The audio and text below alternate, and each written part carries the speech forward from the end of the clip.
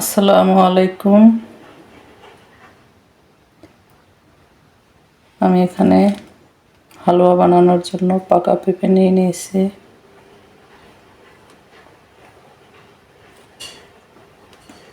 তাহলে পেঁপেটাকে আমি এখন কেটে তারপর আবারও আসছি। পেঁপেগুলো কেটে নিয়েছি। এখন আমি পেঁপেগুলো দিয়ে দেব।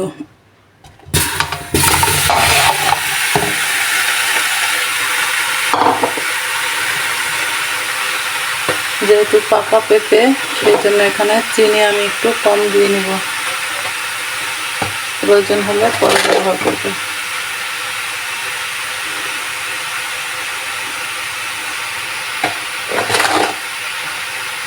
আমি এখানে হাফ কাপ পরিমাণ চিনি দিয়ে দিলাম। এর সঙ্গে আমি সামান্য পরিমাণ ঘি অ্যাড করব, যাতে পাতিলের তলায় লেগে না যায়। যেহেতু এটা পাকা পেঁপে সেই জন্য এটাকে ব্লেন্ডার করে নিই, এটা এমনিতেই গলে যাবে।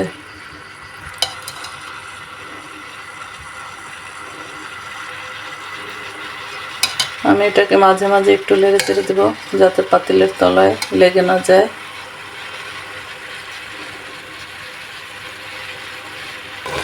আমি এখানে দিয়ে দিচ্ছি 2টি তেজপাতা, 3টি সাদা এলাচ।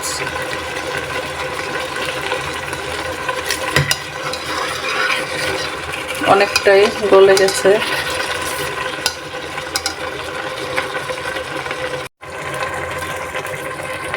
ব্লেন্ডার না করার আমার একটাই উদ্দেশ্য, এই যে দেখো পানিটা শুকিয়ে আসছে। ব্লেন্ডার করলে আরও বেশি পানি পানি ভাব থাকতো, তাই আমি ব্লেন্ডার করে নিই। আমার পেঁপেটাও গলে গেছে এবং পানিটাও সেই সঙ্গে শুকিয়ে আসছে।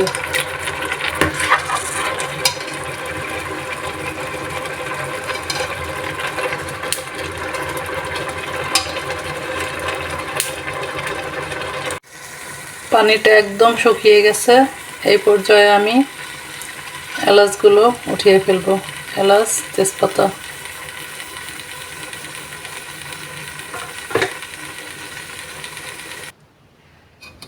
এলাচগুলো উঠিয়ে এই পর্যায়ে আমি একটু ব্লেন্ডার দিয়ে ব্লেন্ড করে নিয়েছি। যেহেতু পানিটা একদম শুকিয়ে গেছে, এই পর্যায়ে ব্লেন্ডার করলে ভালো হয়, তাই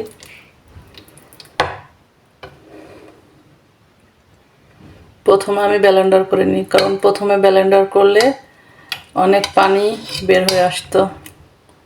এই যে দেখতে পাচ্ছেন, এখন শুধু হালকা একটু পানি পানি ভাব আছে। এখন আমি এর মধ্যে আরেকটু ঘি দিয়ে দেব। এই পর্যায়ে আমি আরেকটু চিনি দিয়ে দিচ্ছি। এখানে 2 টেবিল চামচ চিনি আছে, এটাকে দিয়ে দিলাম। এটাকে দিয়ে একটু নেড়ে চেড়ে তারপর আমি ঘি দিয়ে দেব। এখন আমি ঘিটাও দিয়ে দিচ্ছি। ঘি আমি দিয়ে দিলাম 2 টেবিল চামচ পরিমাণ।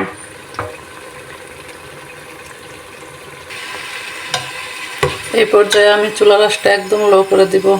এই যে দেখছেন, একটু লাগা লাগা ভাব হয়ে আসছে, পাতিল থেকে উঠে আসবে, একদম আঠালো ভাব চলে আসছে।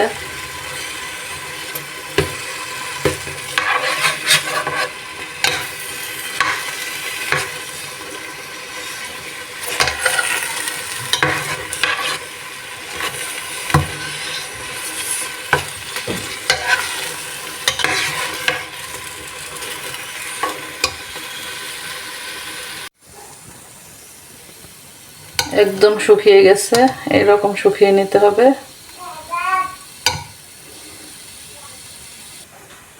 শুকিয়ে গেলে যেই সাদা সাদা একটা ভাব আসবে, সেই রকম ভাবটা চলে আসছে। এখন আমি চুলার জালটা বন্ধ করে তারপরে ঠান্ডা করে নিব।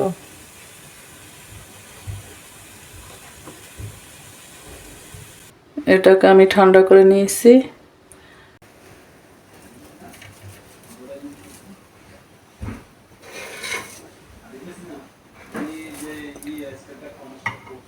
দেখতেই পাচ্ছেন আমার হালুয়ার কালারটা কত সুন্দর হয়েছে। এখন আমি যেটা করব সেটা হচ্ছে, আমি এখানে আগেকার দিনে যখন মা দাদিরা এরকম হালুয়া বানাতো তখন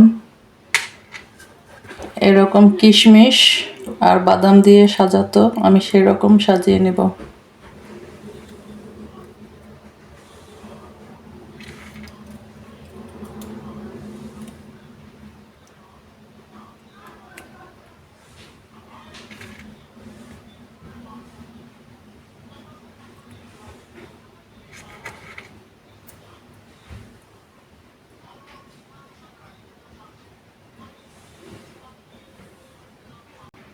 আমি এখানে বাদাম দিয়ে সাজিয়েছি, আপনারা চাইলে পিস্তা বাদাম দিয়েও সাজিয়ে নিতে পারবেন, কিন্তু এটা আমার মার কাছ থেকে শেখা, আমি তাই সেই রেসিপিটাই আপনাদের সঙ্গে শেয়ার করলাম। অবশ্যই আমার ভিডিও ভালো লাগলে লাইক, কমেন্ট, সাবস্ক্রাইব এবং শেয়ার করতে ভুলবেন না।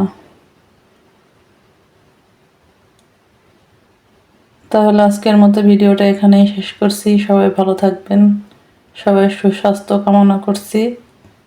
আসসালামু আলাইকুম।